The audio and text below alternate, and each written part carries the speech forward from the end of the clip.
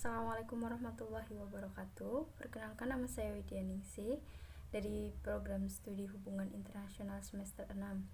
Di sini saya akan mempresentasikan tugas yang diberikan oleh dosen Ibu Rafika Arsyad dalam mata kuliah Organisasi dan Administrasi Internasional.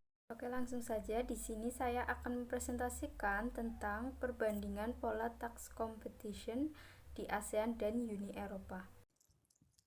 Langsung saja, yang pertama ada introduction, di mana eksistensi sistem ekonomi global semakin menuntut adanya mobilitas barang, modal, tenaga kerja, serta berbagai faktor input produksi lainnya, di mana hal ini mempengaruhi adanya berbagai kemungkinan untuk melakukan profit shifting atas aktivitas yang dikenakan pajak atau taxable activities, di mana kebijakan pajak di suatu negara cenderung mengakibatkan adanya eksternalitas fiskal, di mana masing-masing negara semakin menyusun suatu strategi atau strategic interaction untuk memformulasikan suatu kebijakan pajak yang diharapkan mampu memobilisasi pergerakan modal negaranya.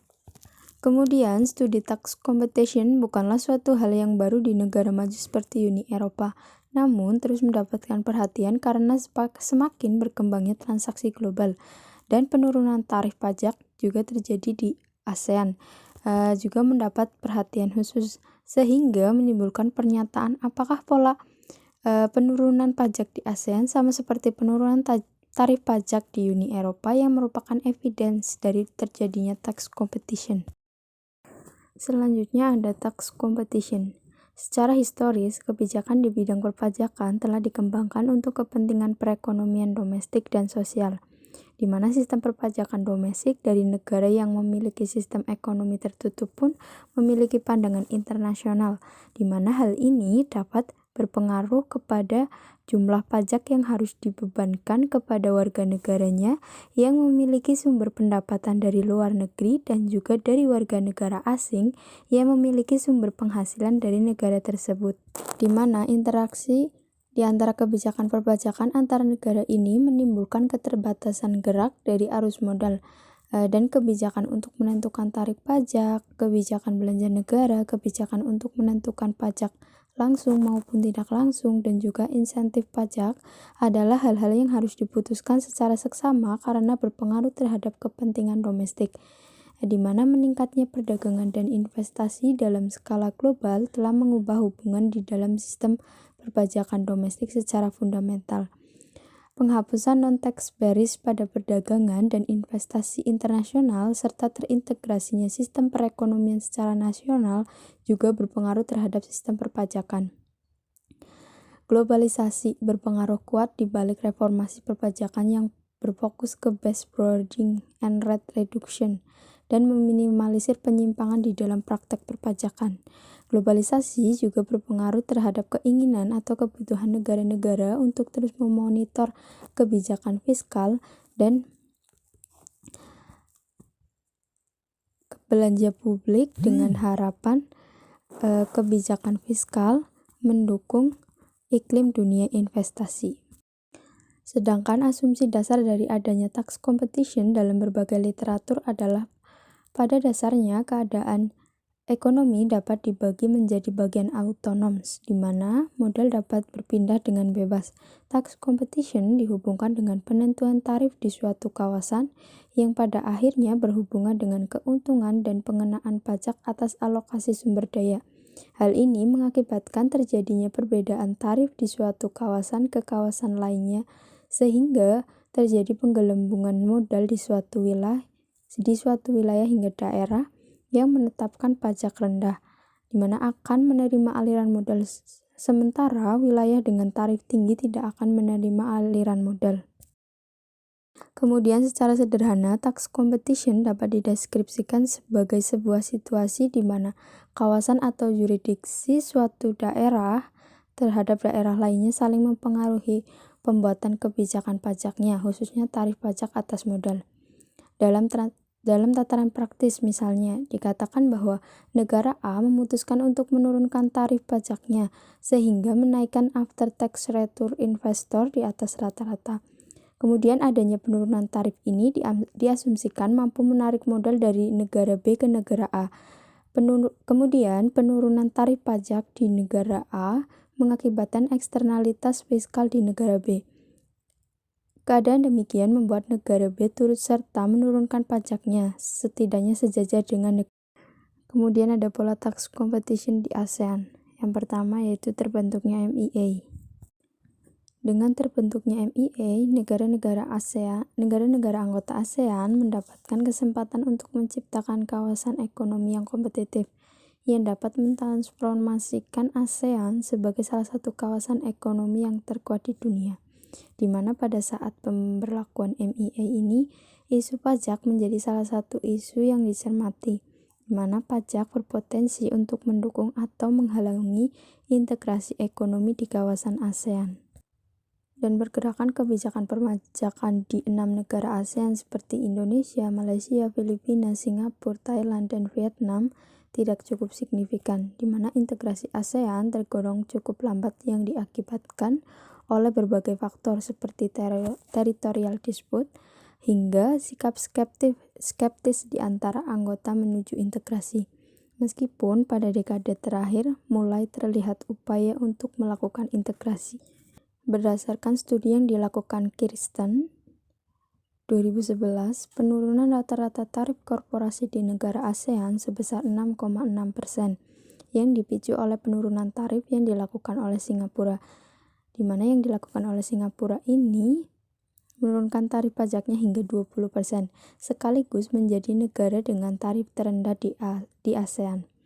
Kebijakan tarif pajak Singapura dianggap sebagai suatu strategi untuk menahan agar tarif pajak di kawasan ASEAN tetap rendah, sekaligus sebagai oposan bagi negara lain yang memiliki tarif pajak korporasi sebesar 20%. Tidak dipungkiri bahwa 6 negara ASEAN menawarkan berbagai insentif pajak bagi investasi, khususnya atas investasi langsung seperti tax allowance, tax holiday, dan penurunan tarif atas dividen. Hal ini juga didukung oleh reformasi perpajakan yang terus-menerus dilakukan serta semakin mengacu kepada praktik-praktik perpajakan yang berlaku sebagai kezaliman internasional atau international best practice, di mana berbagai skema instrumen pajak yang ditawarkan oleh negara-negara ASEAN, khususnya yang ke-6 tadi, bagi kegiatan investasi langsung atau foreign direct investment.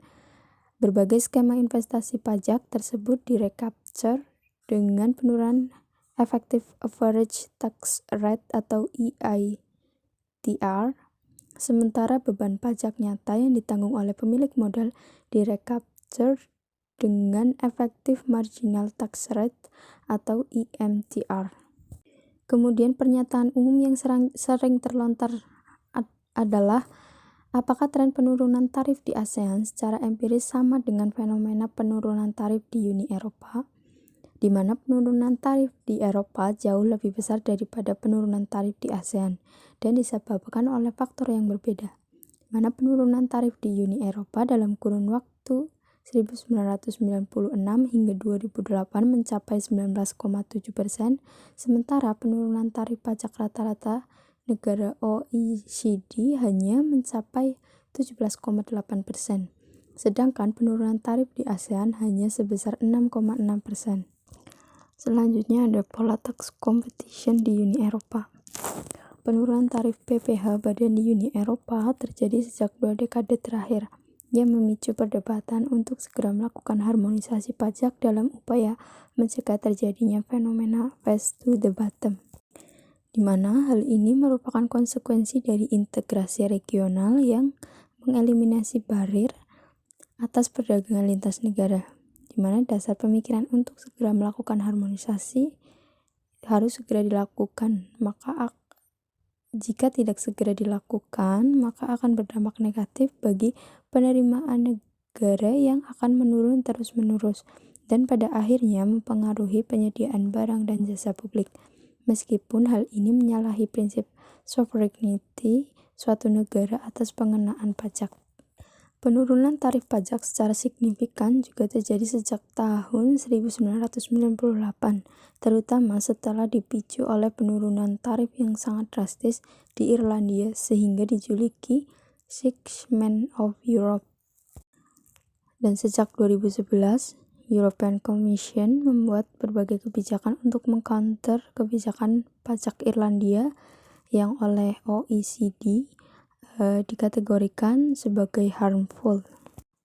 Selain itu, tax competition di Uni Eropa juga dipicu oleh masuknya anggota Uni Eropa baru seperti Bulgaria, Republik Ceko, Estonia, Hungaria, Latvia, Lituania, Polandia, Slovakia, dan Slovenia sejak 2003 yang tarif pajaknya lebih rendah dari tarif rata-rata negara Uni Eropa, di mana rata-rata pajak korporasi yang berlaku di negara anggota baru tersebut sebesar 24%, dan penurunan tarif di Uni Eropa dalam kurun waktu 1996 hingga 2008 mencapai 19,7%, sementara penurunan tarif pajak rata-rata negara OECD hanya mencapai 17,8%, di mana sebelumnya European Economic Community pada tahun 1975 berupaya untuk melakukan harmonisasi untuk mencegah terjadinya distorsi dengan membuat persetujuan tarif pajak minimum korporasi sebesar 45%, kemudian direvisi lagi menjadi 30% pada tahun 1992, namun hal tersebut gagal, di mana kebijakan berani yang dilakukan oleh Irlandia ini mendorong negara-negara Uni Eropa untuk segera melakukan harmonisasi.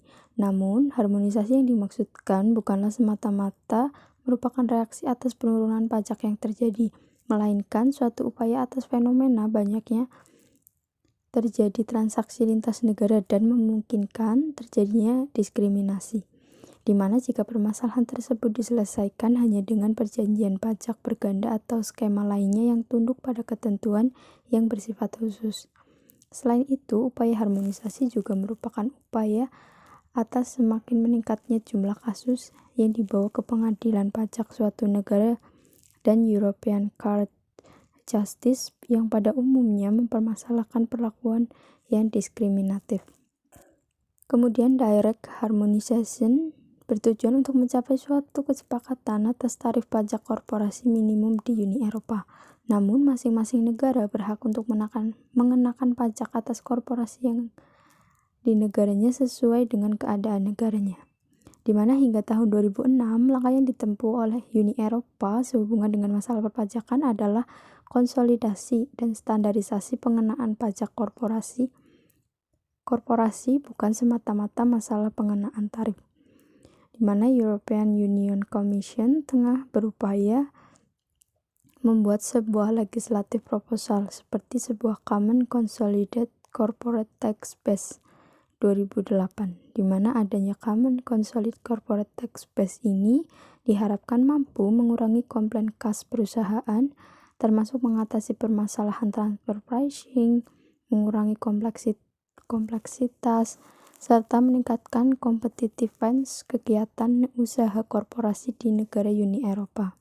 Dan yang terakhir ada kesimpulan, di mana dapat disimpulkan bahwa penurunan tarif pajak di ASEAN dan Uni Eropa sangat berbeda, di mana penurunan pajak ASEAN tidak sebesar penurunan yang terjadi di Uni Eropa, di mana penurunan tarif pajak di ASEAN bukanlah suatu tax competition, tetapi upaya dari masing-masing negara untuk melakukan pembenahan atas sistem perpajakan, termasuk menawarkan kemudahan untuk berinvestasi.